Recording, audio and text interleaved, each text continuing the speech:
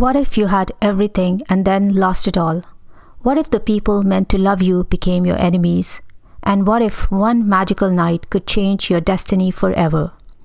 This is the story of a girl who lost everything but never lost hope. A girl who went from princess in her own home to a servant in rags, to the belle of the royal ball. This is the timeless tale of Cinderella. Once upon a time, in a beautiful home filled with love and laughter, there lived a young girl named Ella. She had everything a child could want. A kind father who adored her, a gentle mother who guided her, and a home full of warmth and happiness.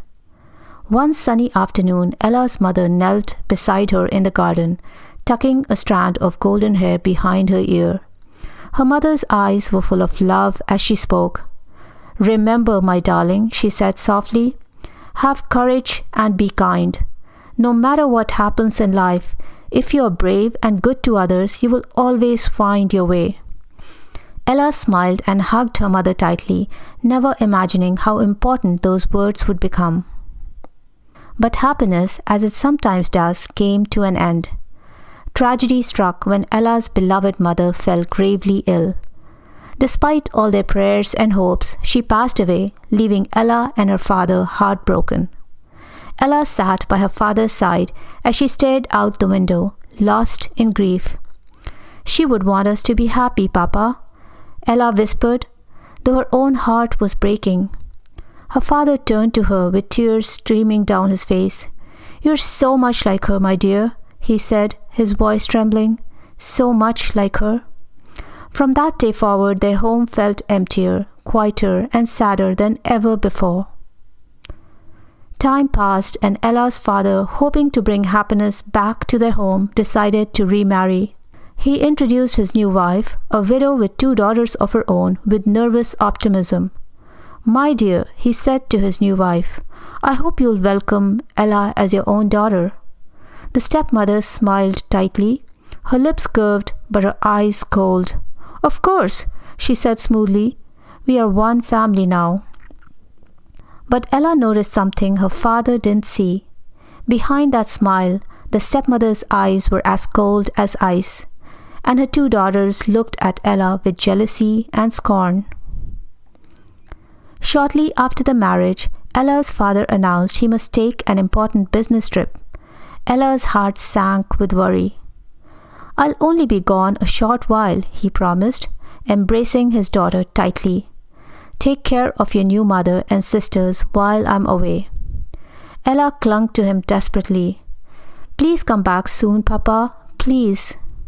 But he never returned. Just days later, Ella received a brief, cold message. "Your father passed away on his journey. You must be strong." In an instant, Ella had lost everything. Her mother, her father, and her childhood. She was now alone with 3 strangers who had never truly loved her. With her father gone, the stepmother's true nature emerged like a storm cloud. All pretense of kindness vanished. "This house is far too large and expensive to maintain," the stepmother announced coldly. "We must dismiss all the servants immediately." Ella looked up in confusion. "But who will do the work?" The stepmother's cruel smile made Ella's blood run cold. "You will, girl. You will take over all their duties. The cooking, the cleaning, the washing, everything." "But this is my home," Ella protested. "My father built this house for—" "Your home?" Stepmother sneered, her voice dripping with venom. "Your father left nothing but debts. I provide for you now, and you will earn your keep like any servant. You'll sleep in the attic with the mice. Now go." And just like that, Ella became a prisoner in her own home. Alone in the cold, dusty attic, Ella found unexpected friends. Mice scurried around her feet and birds flew through the broken window to keep her company. She fashioned tiny clothes from fabric scraps for a plump little mouse. "There you go, little one," she said gently. "Now you'll be warm too." A bluebird landed on her shoulder, chirping a sympathetic song. Ella smiled through her tears. "You're right, little friend. Things could always be worse. At least I have all of you. And at least I can still dream. Her stepsisters began to mock her, calling her Cinderella because she was always covered in cinders from cleaning the fireplace. But Ella, now Cinderella, held on to hope. One morning, everything changed. A royal messenger arrived at the door with a flourish of trumpets. Hear ye, he proclaimed. By order of His Majesty the King, every maiden in the kingdom is hereby invited to a grand royal ball tomorrow evening. The prince himself will be in the attendance. The elder stepsister squealed with delight, pushing past her younger sister. The prince, he'll surely choose me as his bride. No, me, the younger stepsister shrieked, elbowing her aside. I'm far more beautiful. Cinderella asked quietly from the corner, Does that mean I may go too? The stepmother turned slowly, a cruel smile spreading across her face. You? To the ball? She laughed coldly. We'll see about that, my dear, we'll see. The stepmother made Cinderella a false promise. You may attend the ball if you finish all your chores and find something suitable to wear, she said with a dismissive wave. Cinderella worked frantically all day and night. Finally, she appeared wearing a modest dress she'd repaired herself. I'm ready, she announced hopefully. But her stepsisters descended on her like vultures. Those are my beads, the elder sister shrieked, ripping them violently from Cinderella's neck. And that's my sash, the younger sister tore at the fabric, shredding it to pieces. Within seconds, Cinderella's dress was destroyed. The stepmother watched with satisfaction. Oh my, she said coldly. I suppose you have nothing suitable to wear after all. What a pity. Come on, girls, we are leaving. And with that, they swept out the door, leaving Cinderella in tears and tatters. Cinderella ran into the garden, collapsed onto a stone bench and wept. All her hopes had been crushed. She had lost everything. Her parents, her home, her dignity, and now even this one night of happiness. Suddenly, a warm, glowing light appeared before her. Now, dear child, dry those tears, said a kind, elderly voice. Cinderella looked up in amazement. An elderly woman with a glowing wand stood before her, surrounded by sparkles of light. Who are you? Cinderella stammered. Why, I'm your fairy godmother, of course, the woman said with a twinkle in her eye. And you, my dear, are going to the ball. But how? I have nothing. Nonsense. Now let's see. We'll need a pumpkin from the garden, some mice, a few birds, and, yes, a little bit of magic. With a wave of her wand and a shower of magical sparkles, everything transformed. The pumpkin became a magnificent golden coach. The mice became noble horses. Cinderella's rags became a stunning ball gown of shimmering gold, and on her feet appeared delicate glass slippers. Oh, Cinderella gasped, twirling in wonder. It's beautiful. You are beautiful, my dear, the fairy godmother said warmly. But remember, at the stroke of midnight, the spell will be broken. Everything will return to what it was. You must leave before then. Cinderella arrived at the palace, and every head turned. Who was this mysterious, radiant maiden? No one recognized her, not even her own stepfamily. The prince himself stopped mid-conversation when he saw her. He walked directly to Cinderella and bowed gracefully. I don't believe we've met, he said, his eyes filled with wonder. May I have this dance? Cinderella curtsied nervously, her heart racing. Yes, of course, Your Highness. As they waltzed across the ballroom floor, the prince smiled warmly. Please, just call me by my name. Tell me, where are you from? I feel as though I've been waiting my whole life to meet you. Cinderella laughed, feeling lighter than air. Oh, I'm from nowhere special, just a girl who loves to dream. They danced every dance together, talking and laughing, and for the first time in years, Cinderella felt truly happy. She had forgotten all about the midnight until the clock began to chime.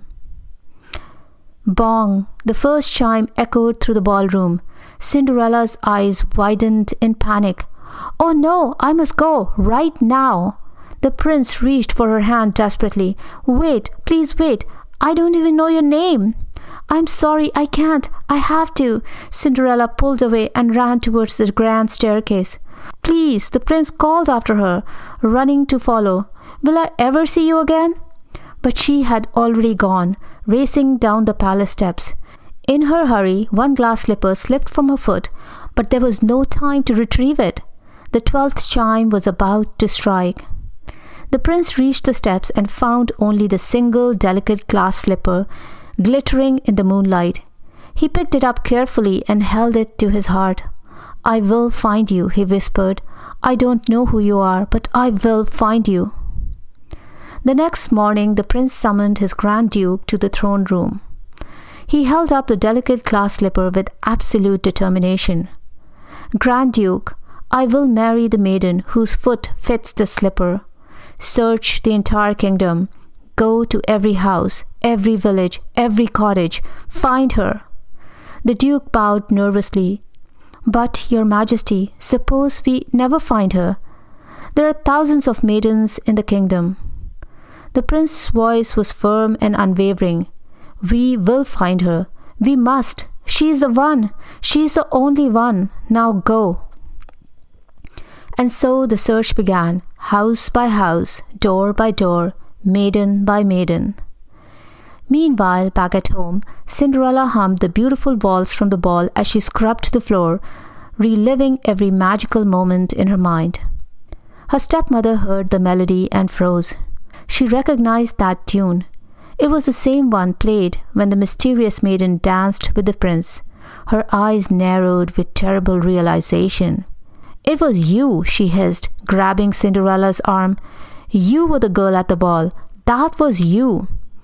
Before Cinderella could respond, she was dragged up the stairs. "No, please, let me go." The stepmother threw her into the attic and locked the heavy door with a cruel smile. "You'll stay locked here until that fool duke is long gone. The prince will never find you. Never." Cinderella pounded on the locked door, but it was of no use. She was trapped. When the Grand Duke arrived at Cinderella's house, the stepmother ushered him with exaggerated courtesy. "Oh, Your Grace, my daughters are so excited to try on the slipper." The elder sister went first, forcing her enormous foot into the delicate slipper. "It fits! It fits!" she insisted, though her toes were clearly cramped and bulging. "Madam," the Duke sighed wearily, "it most certainly does not fit." The younger stepsister tried next, pushing and shoving. "Perhaps if I just—" "Ow! The slipper won't even go past her heel." The Duke stood to leave, exhausted and disappointed. But then a sweet voice drifted down from upstairs, singing the waltz from the ball. "Who is that singing?" he demanded. "There's someone else in this house." The stepmother blocked the stairs desperately. "No one, just a servant girl who couldn't possibly—" "The royal proclamation says every maiden must try the slipper," the Duke thundered. "Bring her down at once." The mice who had been watching everything had worked together to steal the attic key and unlock Cinderella's door. Cinderella descended the stairs carefully, still in her servant's dress but with quiet dignity. Her stepfamily gasped in horror. But the stepmother wasn't finished. As the Duke's assistant carried the glass slipper on a velvet pillow, she struck out her foot and tripped him. The slipper flew through the air and shattered on the floor. "Oh no!" the Duke cried in despair. "It's broken. The prince's only hope is destroyed." But Cinderella smiled gently and reached into her apron pocket. "Fortunately, Your Grace," she said softly, "I have the other one." The stepmother gasped. Her daughters shrieked. The Duke's mouth fell open. Cinderella produced the matching glass slipper, perfect and gleaming. She sat down, and the Duke carefully placed it on her foot. It slid on perfectly. The Duke raced back to the palace with the news. Within the hour, the prince himself arrived at Cinderella's home, his heart pounding with hope.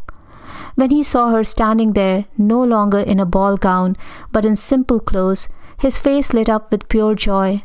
"It's you," he breathed, taking her hands in his. "I've found you at last."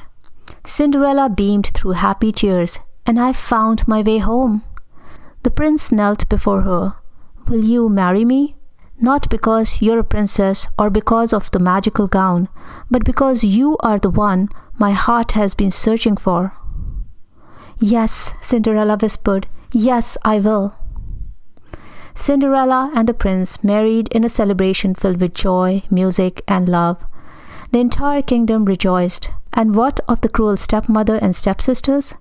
Cinderella, remembering her mother's words, forgave them, though they were never welcome to her new life. Cinderella lived by her mother's wisdom forever, after having courage in difficult times, being kind to even those who hurt her, and never giving up on her dreams. And she lived happily ever after. The end. Thank you for listening. If you enjoyed this story, please subscribe for more tales every week. See you in the next trail.